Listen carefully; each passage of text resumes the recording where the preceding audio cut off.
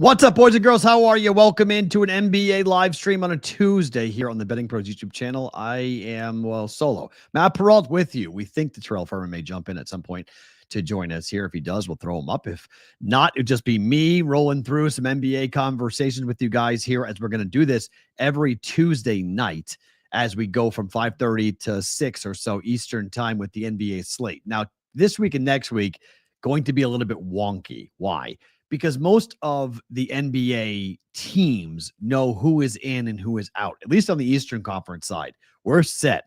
We've got some movement as to who may be in the play-in tournament, but we know the teams that are going to be in the Eastern Conference. The West is wide open.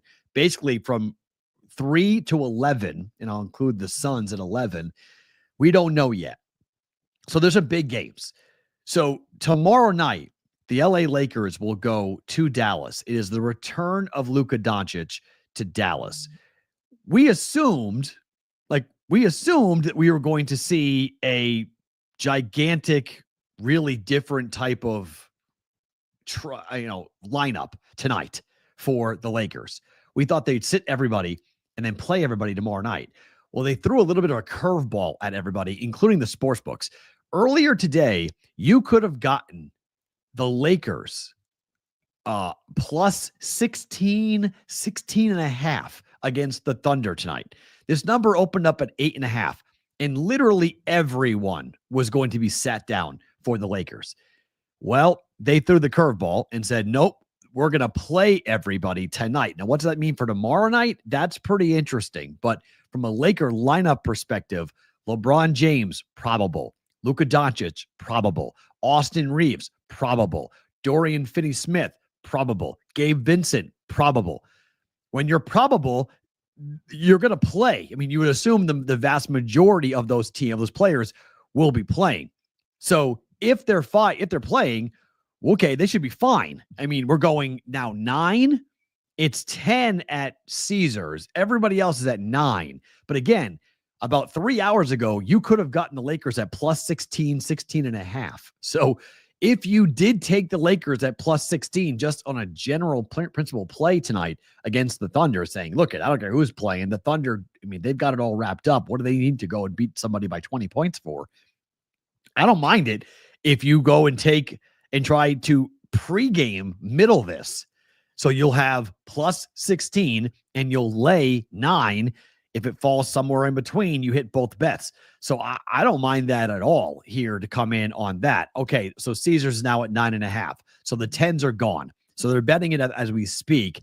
The numbers are coming down, and it's still off market from Caesars. They're at 9.5. They're still a half a point above everybody else in the world for the Lakers in Oklahoma City tonight. So that's going to be fascinating. How many minutes will Luka play? How many minutes will LeBron play?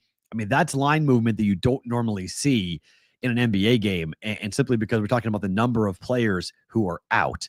Now, clearly the biggest news of the day, whether the Denver Nuggets are punting on the season or are they making a move of this dramatic, on this drama level to try to salvage this season. In case you did not hear and you were under a rock somewhere, the Denver Nuggets fired Michael Malone as their head coach. They also announced that they will not renew the contract of their general manager, and they're doing sort of a cleaning house, a full sweep, if you will.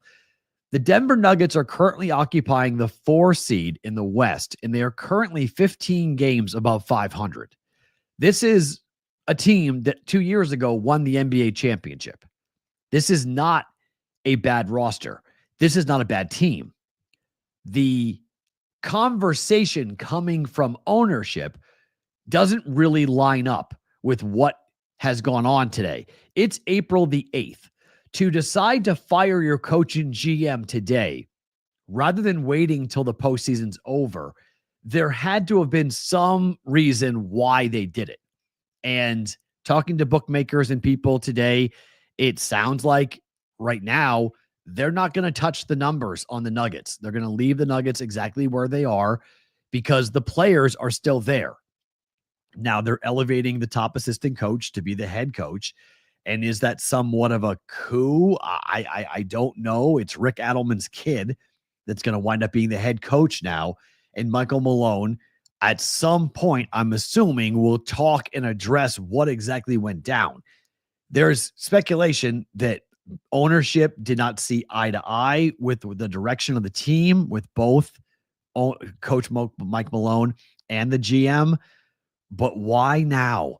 What makes it happen now? Why would you pull the trigger now and fire a coach 3 games before you hit the playoffs? Now, if the Lakers and everyone above the Nuggets, like I believe if the 4, 5, 6, and 7 seeds, and they're the 4 seeds, so the 5, 6, and 7 seeds all were to win out, the Nuggets, and they won out, they would lose all the tiebreakers, so they could fall down to the 7 seed, so they could wind up in the play-in tournament. So it's not like a guarantee that the Nuggets are going to be in the playoffs, so to speak, as a top 6 seed, but they still currently occupy it right now, and they play tomorrow night.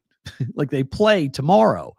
So it doesn't make a whole lot of sense to go ahead and yank the season and punt on the season and then come out with a statement and tell everybody that this is not punting on the 2025 season. This is being done because they want to be competitive here this season.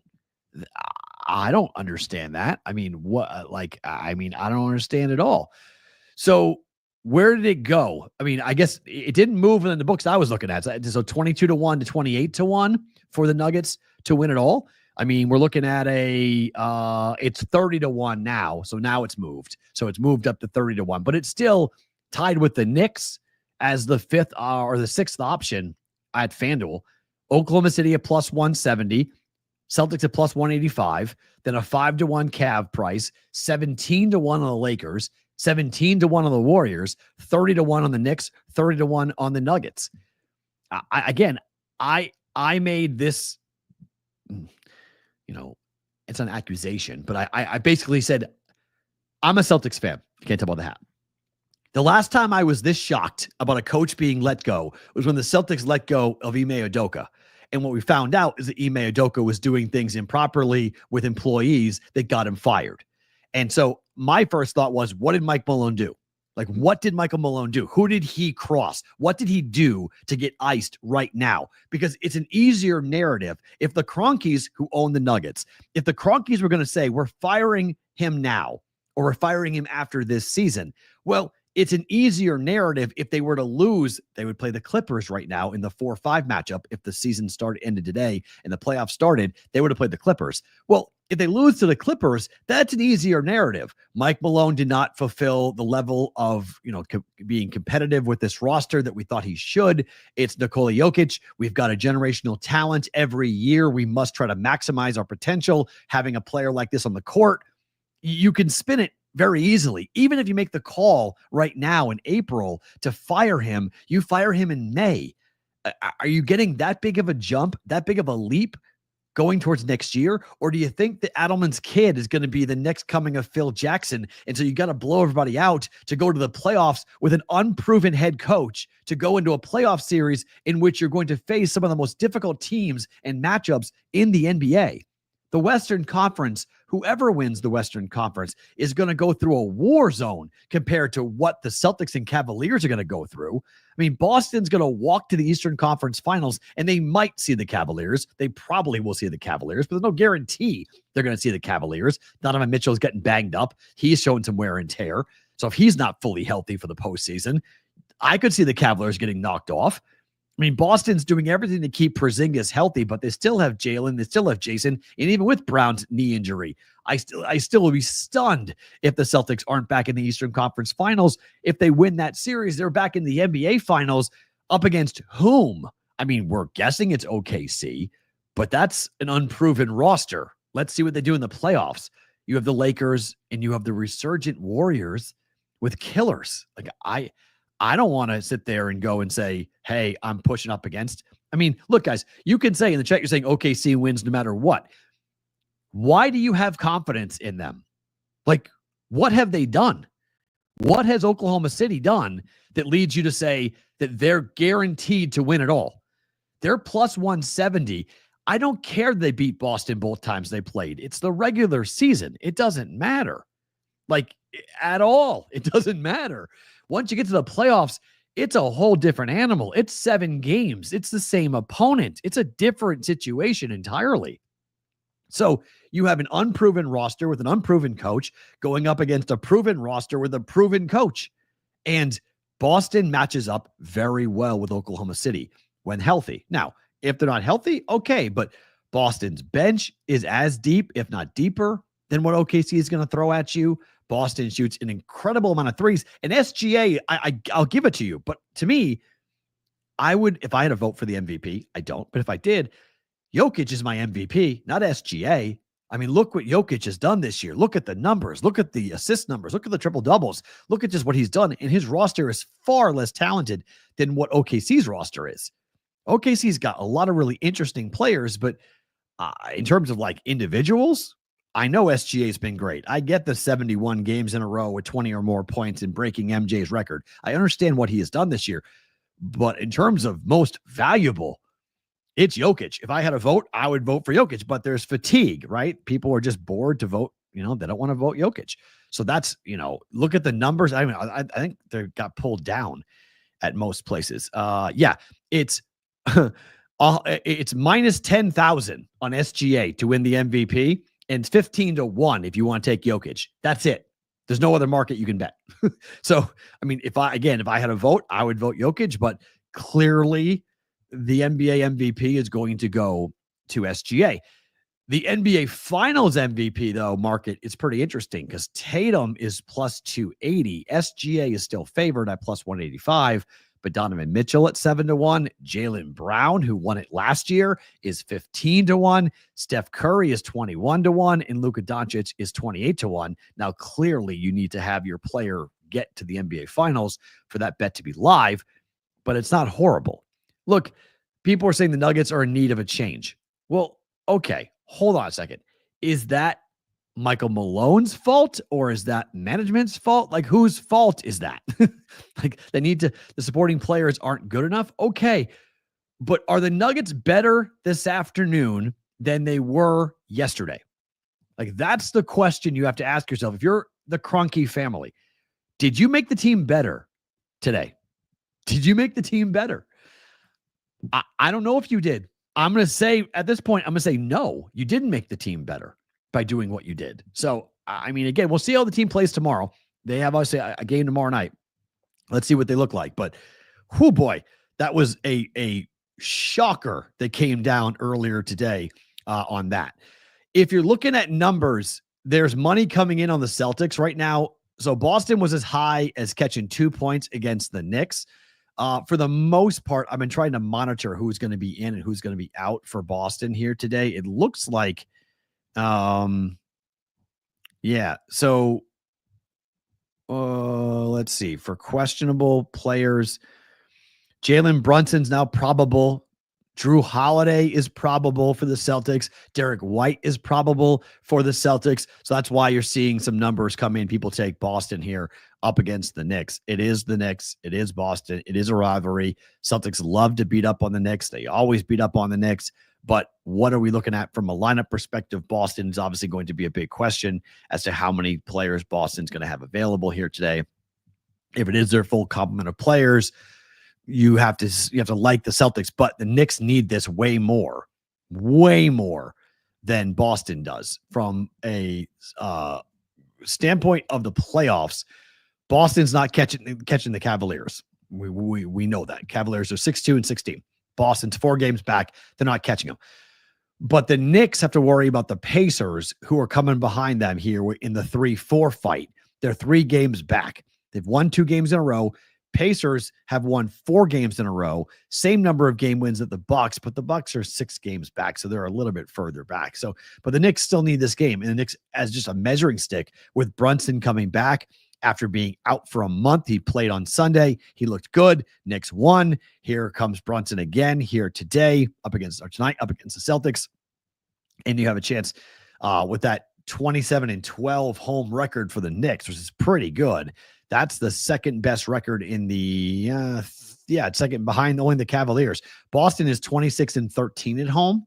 Cavaliers are 33-6 at home, and the Knicks are 27-12. In the playoffs, I would say go ahead and take Boston all day long. In this game, I probably would lean towards the Knicks on this. I'm not betting this per se, but I do think there's a chance here to go in game on that and watch how Boston won, what their lineup looks like, and then how interested is Boston in this game. And I play first half team total all the time for Boston. I'm not right now. We're going to put that on hold until we get to the playoffs for Boston, because I don't think that that's a smart play at the moment until we really get a better feel for what Boston's going to look like and how Boston's going to play. So that's my one concern about this game with the Celtics. I do, even though the number is 1, I still think the Knicks probably wind up winning this game. The play of the day, in case you guys are curious and you missed that, Julius Randle under 29.5 points, rebounds, and assists with Milwaukee and Minnesota. That number now is all the way up to 5.5 for Minnesota. Total is up to 223 for the Timberwolves. And this one, Bucks have been hot. They've won 4 games in a row. Timberwolves equally hot. They've won 5 games in a row and 7 of 3. And the Timberwolves are currently tied with the same record as the Clippers, the Warriors, and Minnesota and Memphis. So you have 4 teams all with the same record. The top 2 teams, thanks to tiebreakers, Clippers, Warriors are playing tonight, is pretty wild to watch, because obviously getting into the playoffs as a 5 or a 6 seed is a big deal. 7-8 means you play each other. Loser is out. Winner gets the 7 seed. And then the loser, loser's not out. Loser then plays the winner of the 9-10 games. So you got to play 2 more games. But that's never a situation you want to be in. If you're the 7-8 seeds, you don't want to be there. So Memphis needs it. Minnesota needs it. Golden State needs it. The Clippers need it. So you start talking about where teams are from an energy level, from a, what focus they're going to be at. That's how you can start betting this. Like the Warriors against the Suns, the number is 9.5. I would just wait for that.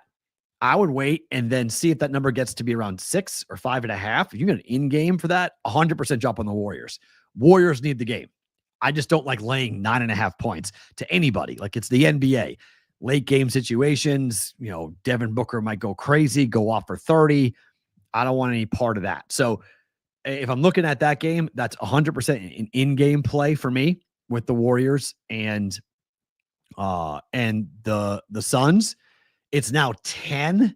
It's at circa's up to 10, 9.5, 10 at DraftKings, 10 at Caesars. Like, I don't know. That's a lot of points on the road. I don't care if Phoenix wants to play anywhere but basketball at the moment. I want an in-game number to be lower than that. So try to find an in-game number, but I would take the Warriors in-game on that. And then the other game that I was looking at from the Clippers in San Antonio, number's 13. Now, Spurs are gone, dead, out, eliminated. Clippers need it, like we talked about. But again, what is a Warriors Clippers money line parlay pay? Let's see if that might be the way to do this tonight. In fact, I've not bet this, but I may bet this myself because I like that a lot. Let's see. Well, that's going to be too expensive. All right, we're going to need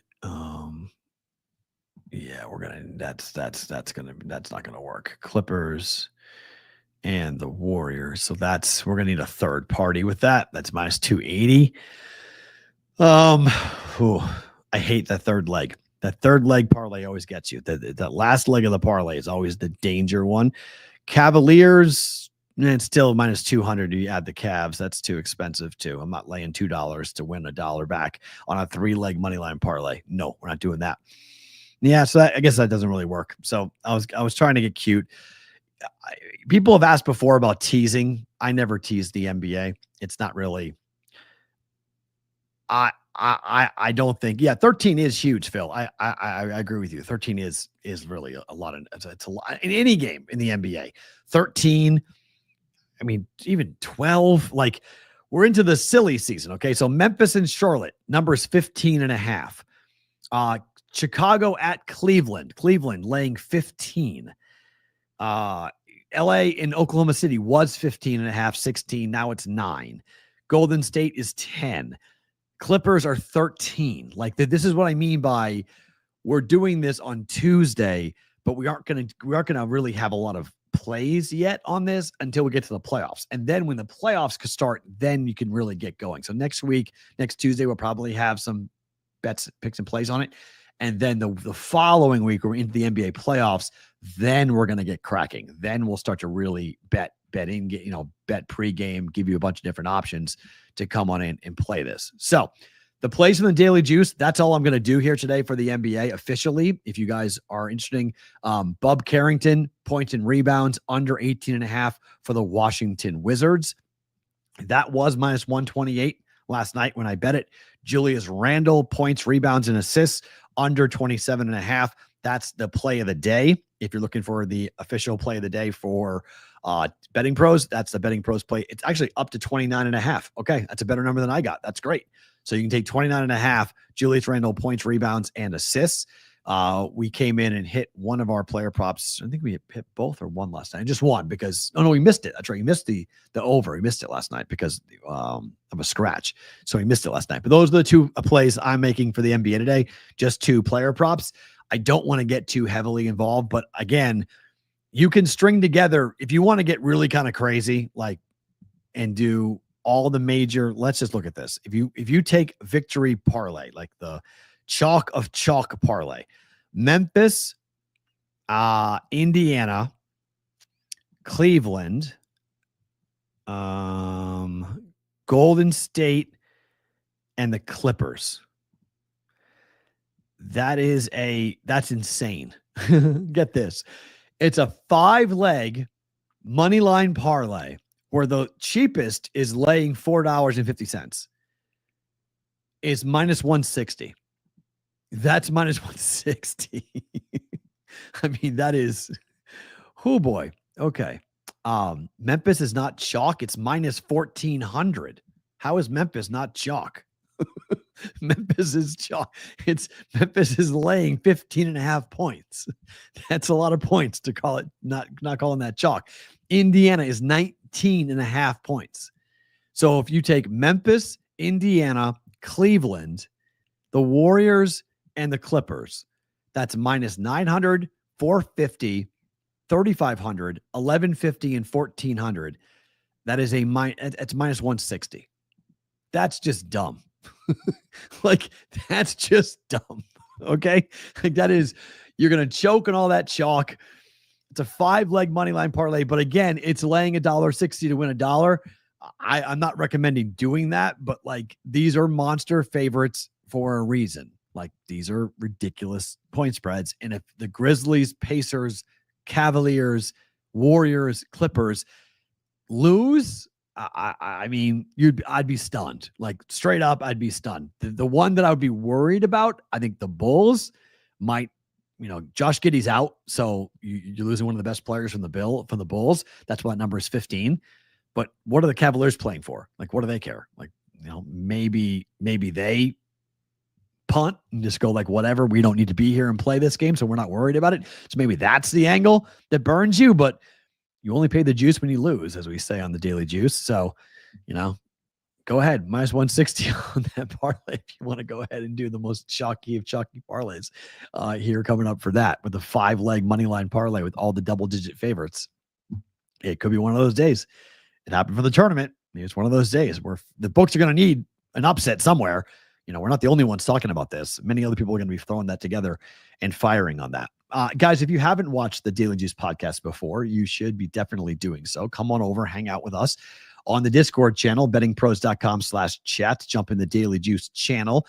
We will watch games together throughout the week. Tonight, tomorrow, rolling towards the Masters. I will have picks for the Masters, bets for the Masters coming up on the Wednesday morning episode of the Daily Juice podcast. And we'll also have NBA plays, NHL plays as we head towards the weekend, but it's Masters week. So we get to bet really everything on the Daily Juice. We do bet NBA basketball. We do bet all college, pro, everything that's available, but Masters this week will be a focal point for the podcast coming up tomorrow. If you guys like betting golf, we'll do that tomorrow on the Daily Juice podcast, wherever you guys get your audio and video podcasts, YouTube on the Betting Pros YouTube channel, audio, wherever you guys get your audio podcasts. All right, guys, appreciate you guys being here. Appreciate it. Terrell, I got to run, my friend. Sorry, dude. Appreciate you hopping on. Do you want to take over? I got to get out of here. We're out. We're out. Yeah, We're I'll back. finish it up. All right, I'm again here. Terrell's got you coming up with some picks and plays coming up here for the rest of the NBA live stream. Hello and welcome. I am here taking over for the rest of the NBA live stream here. Sorry I'm a little tardy here, but why not drop off a couple of winners before we get up out of here and go hang out with the people? First off, I just have to sit here and say that I am very, very, very, very, very much weak at how this has turned out for the Denver Nuggets 2 years from winning a championship. 2 years they have given up on the coach, on the coaching staff, and they're starting over from the ground up.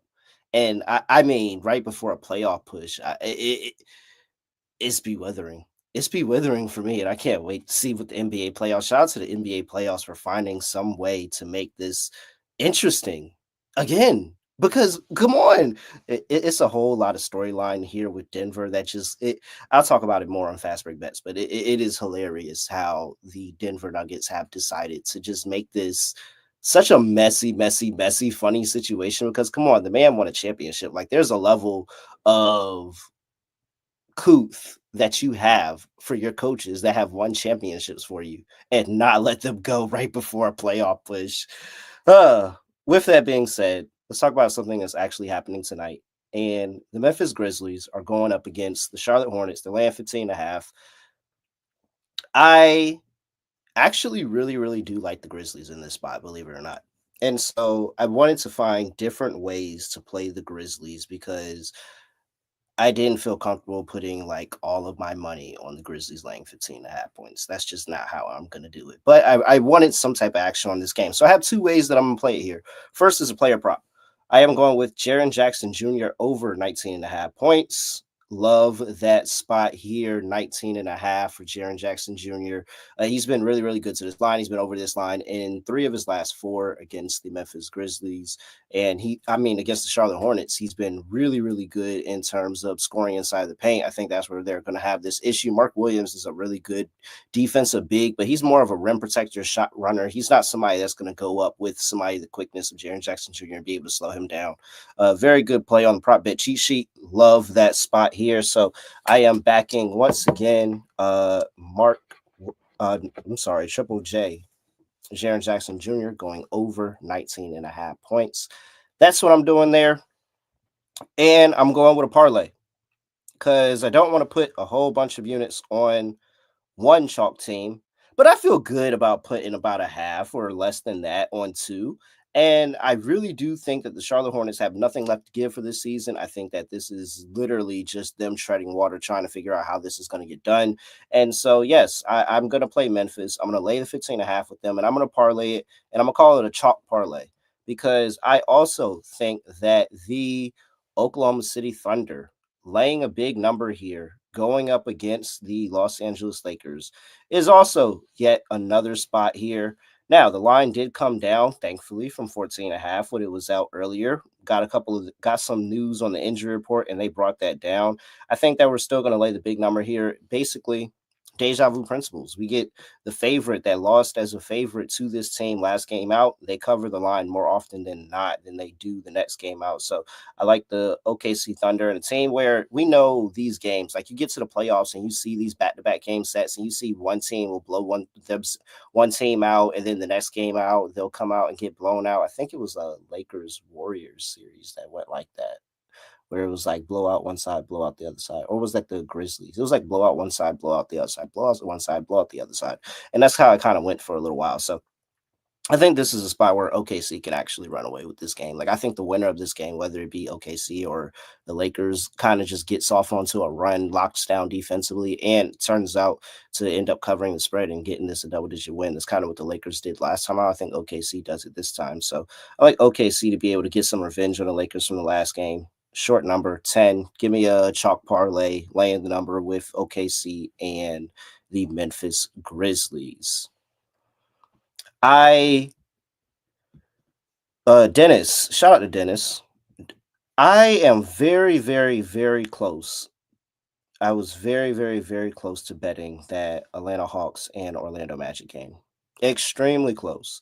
I think that it is very competitive. You have two teams that are in the thick of the play-in, and this is a really, really good spot. And I believe this is for the division. If I'm not right, double check that, Dennis, but I'm pretty sure this is for the division. I like Orlando. I think it's a close game. That's what makes me nervous about laying the points because I do think it's a close game. It means a lot for the Atlanta Hawks as well. And I wouldn't be surprised if they try to make themselves competitive. But the Hawks have given up 120 points like hotcakes. Like every single team is scoring about 120 on them. So I'm really, really looking forward to maybe finding a live number and maybe you get some extra points for the Hawks. That would make me feel better about taking the Hawks, or maybe the Hawks get out to an early lead and you catch some points with Orlando coming back around and trying to make a comeback at home. That's probably where I would look for the Atlanta Hawks in the Magic game, is probably trying to find a live number, but I couldn't get there on a pregame bet. So gave out the chalk parlay, gave out a triple J points over. I do really, really like the Golden State Warriors laying the number. I laid 8. It's up to 10. I think that's probably still good. No help in this Phoenix Sun. I just don't think the Phoenix Suns are good for anything right now. And then finally, I'll leave you with let's talk about my New York Knicks going up against Boston Celtics. I can't play it because I am very, very bad luck to the Knicks. So I will not play it. But what I will say is the last time the New York Knicks beat the Boston Celtics, it was in a situation exactly like this, where it was at the end of the season. It was April 11th. The Knicks were catching 3.5 on the road, and it was literally a game just like this where the Knicks didn't have anything. I mean, the Celtics didn't have anything going for them. They went out there, played a game. The Knicks played a game, and the Knicks ended up getting a win. The Knicks can't beat this team when they're actually 100% locked in. No, I understand and I agree. This normally isn't this doesn't seem like this is going to be a Boston team locked in. This seems like a Boston team that is going to come in here and kind of play around with them. So I'm not betting it. And because I'm not betting it, it probably means it's going to hit. So I'm just letting you know that little piece of intel is that I'm not betting the Knicks and Celtics game here. But last time this game happened in this situation at the end of the year, the Knicks got a win against a Celtics team that was sitting some people, and they didn't really take that game serious at all. So might be a good spot to back the Knicks, but because I'm not doing it, it might be an even better spot to back the Knicks. All right. Last play, then I'm gonna let my guy Seth, producer Seth, shout out for you staying extra, Seth. My bad. Last play I have for you, the Minnesota. I always get Memphis and Minnesota. I swear, if you listen to me in fast break bets, you know how hard it is for me to say Memphis and Minnesota because I always say one or the other. And it's because their logos are blue. I constantly say Memphis and Minnesota wrong. Minnesota Timberwolves are on the road going to play the Milwaukee Bucks. I'm laying the number with the Minnesota Timberwolves here on the road. At this point at the end of the season, I'm fading the teams that I feel like they've shown me who they are, and one of them is the Milwaukee Bucks. And yes, they can make a playoff push here. I'm really, really pulling for them not to make a push. I actually want the Bucks to lose as many of these last few games as possible because what we the people deserve, what we the people truly, truly deserve, is for there not to be yet another Bucks Pacers series in the finals. Nobody wants to see that crap. We are perfectly good with it. We got enough of it last year. They played 10 games against each other 11. 11 games against each other last year. 11. Nobody wants to see these two teams playing each other anymore. I'm actually really, really over it. And unfortunately, the Bucks have a 1.5 game lead of the 5 seed above Detroit. They have a 2-game set to play Detroit at the end of the season. They have this game against the Minnesota Timberwolves. Both of these two teams coming in red hot. Milwaukee Bucks won their last 4. Minnesota's won their last 6, I believe it was 5 or 6. And I like Minnesota to continue to keep it going here and trucking. I don't trust the Bucks defense or the Bucks to be able to get up defensively for what I think is going to be a feisty Timberwolves offense in this game. And I think that you look at Nas Reed and Julius Randle and what they're be able to put on their bigs in the post. But I also think Anthony Edwards has been playing really, really well. It seems like that this is the point where Minnesota, while I don't think they are the most trustworthy team out of all these teams that are about to walk into the playoffs, they have started to figure something out and they found themselves a little bit of a rhythm and it works for them. Whereas the Milwaukee Bucks, I don't think that any of their last 5 games have been really impressive at all. They lost to the Hawks outright, and that was a horrible game that the Hawks always give you a really good game in. You beat the Suns, okay, they suck. You beat the Sixers, okay, they suck. You beat the Heat. Well, I might give you a little something there, but they actually kind of suck too. And then you didn't cover the number against the Pelicans, and that is not good. That is the thing that I saw that I was like, oh yeah, I still don't trust this Milwaukee Bucks team. So as much as these two teams can kind of get on my nerves, I think that this is a short enough number. If you have a market where they offer the 1 to 10 line and you can bet this in the 1 to 10, get some plus money. If you have that market, I think that is a really good market to bet this game because I could see a possibility where Minnesota covers this line but not gets the 10 points. I could see where Milwaukee's is scrappy. They do need this win and they make this a 2-point, 3-point, 4-point game. And I wouldn't be surprised. I think Minnesota gets the win on the road here. It can be ugly. It can be all right, but it just can't be really, really, really dominating. So I like the Memphis Grizzlies here. Laying 5.5, but if you have that 1 to 10 market, play that as well. And I'm gonna close this out. That's gonna be it. Just wanted to drop off a few plays for the people, answer some questions in the chat.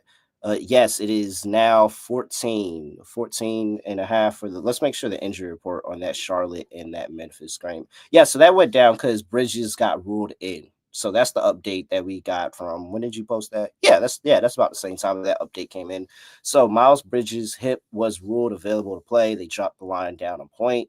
I still feel good about it because while Bridges will probably be able to do a little something, maybe he can get 20, 25 points here. I don't think it's going to be enough for the Charlotte team. They really just don't have a lot going for them. So I still like laying the big number with Memphis here against Charlotte. I think they're going to dominate. They should win by 20. And they haven't had that game. Like the Memphis Grizzlies haven't had that game where they can blow somebody out since about 2 weeks ago. I want to say when they played the Utah Jazz. Let's get a date on that. And they played the Utah Jazz. They were laying 11.5 points. They scored like 140 and won by like 30 something. And it was just a dominating performance that they played with the Utah Jazz. So I think of it like that game where they just kind of come in and they're able to dominate like that. It was on the 25th where they were laying 11.5 against the Jazz on the road and they were able to get it done. So I think it's something there too. But all right. With that, we have the chalk parlay. Memphis laying 15.5, 14.5. You're getting it now. We've got OKC laying the big number, 9.5 down there. Jaren Jackson Jr. over 19.5 points, playing that as well. I have an earlier bet on Golden State going. I have a bet on Minnesota laying 5.5.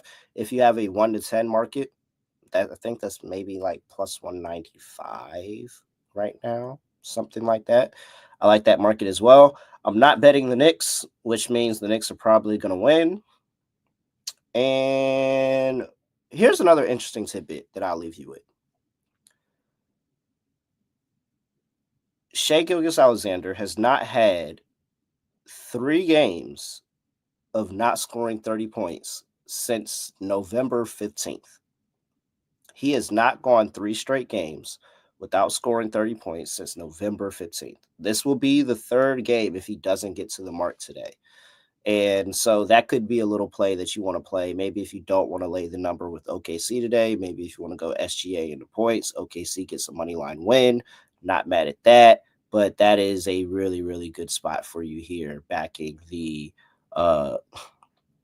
Oklahoma City Thunder and SGA, because SGA has been really, really good. You know, he's dropped 30 points per game over the course of the entire season. You'd have to go back to the beginning of the season when he was just getting his legs under him, that SGA has not gone and scored 30 plus points in 3 straight games. So might be a really, really good bounce back spot for SGA there. All right.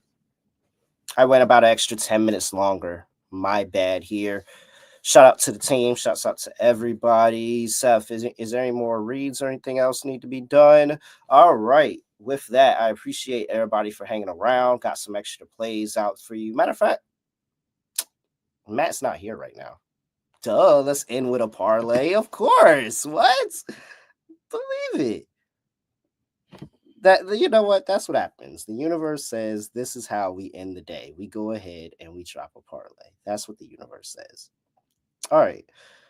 Let's see. Nope, I can't take the Knicks because I don't want to mess up any good juju that somebody might have for playing the Knicks. So I won't do that. But I do like my angle of SGA and OKC getting a win outright. So let's go SGA. Let's do a double. Let's do SGA 32 points. I'm not going for the just 30 points. Give me the 32. I think he'll give me 32. 32 and a win for SGA. I think it's a really good bounce back spot for Steph Curry tonight because the Suns have no idea how to draft up a defensive game plan as good as the Rockets did against Steph. So let's go 25 and a win for Steph Curry and the Warriors. Let's see. And then let's close it out with what's another good one more play that I feel great about. I do like Paulo Banchero tonight against it. Yeah, let's go with that. I like Paulo Banchero tonight because the Hawks suck. Let's just get Paulo Banchero 30 points up there. I don't even need a win. Just Paulo Banchero, 30 plus points. Let me see here. Just exit that out and add the money lines. There we go. There's your parlay. We got SGA, 32 plus points and a money line. We got Steph Curry, 25 plus points and a money line. And then we just got Paulo Banchero, 30 plus points, 620. 620. Very simple, very easy. Hey, it might hit. If it doesn't, sorry. All right. There we go. We've got the Betting Pros live stream on NBA. I promise you it'll be a lot better next week. All right. With that, that is it. I guess I get to sign this out how I like to. Nothing else to say. Nothing else to do. No other way of ending the live stream. Just going to end it like this. We are out of here.